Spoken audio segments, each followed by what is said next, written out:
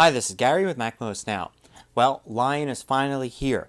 So let's take a look at one of the primary features, mission control. So mission control is a new feature in Lion that kind of replaces spaces in expose. It has a lot of the same features, but it's a little different. I think it's something that more people will use than have ever used spaces in expose. Let's take a look at what it does. So when we start off here, we've got a desktop that's just kind of like the Snow Leopard and Leopard desktop. But we can go into mission control lots of different ways. The 3-finger swipe up does it, also control and up arrow does it. And we can see that this kind of looks like spaces, except we have 2 screens side by side, and we have one selected here, and that's the one that we see down below. On the left, I've got the dashboard screen. I can click on that to jump to it. I can also use control left and right arrow or 3-finger swipe left and right to go back and forth between these 2 screens. So the first difference is, of course, dashboard has its own screen with a special background, and then we have this screen here, and we can open up, say, a new Finder window in it, and we can go back and forth. Now I can also drag and drop windows from one screen to another. Let's create another desktop. Here I can do that if I just see, if I move my cursor over to the right here, I get this little plus button here, and I can add desktop 2. Now I can drag this window to desktop 2, and you can see it appears there.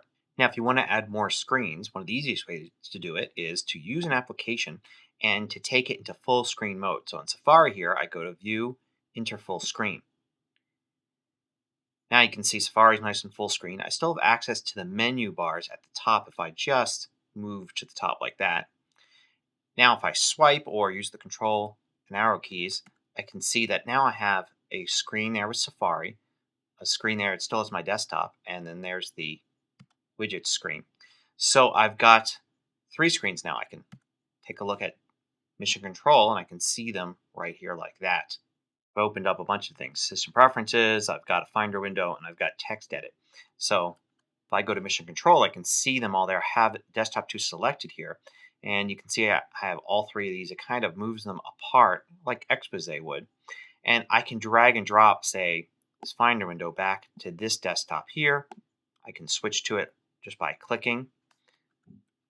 And I can continue to go between the windows like that and rearrange what's in them pretty easily. If I want to remove one of these, I just hover over it and a little close appears, and it will, know to put the Finder window in the other desktop since I've closed that window there.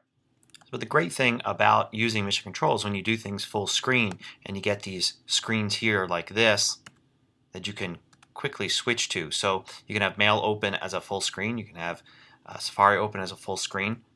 I can create a new Safari window and it will stick it into its own screen there. So now I have 2 full screens showing Safari, then my desktop here, and the dashboard always is the first screen like that.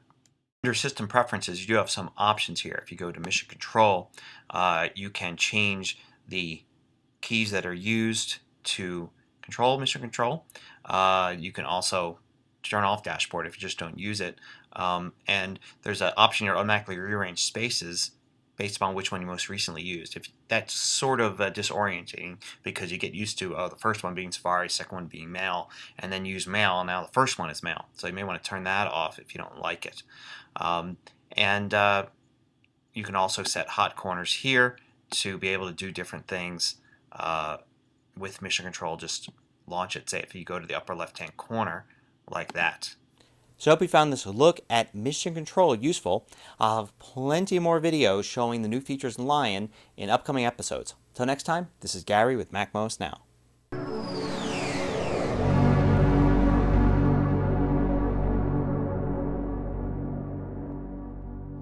Want more video tutorials? Just go to MacMost.com, click on the videos link at the top of the page, and then you can view all of the hundreds of MacMost videos by category.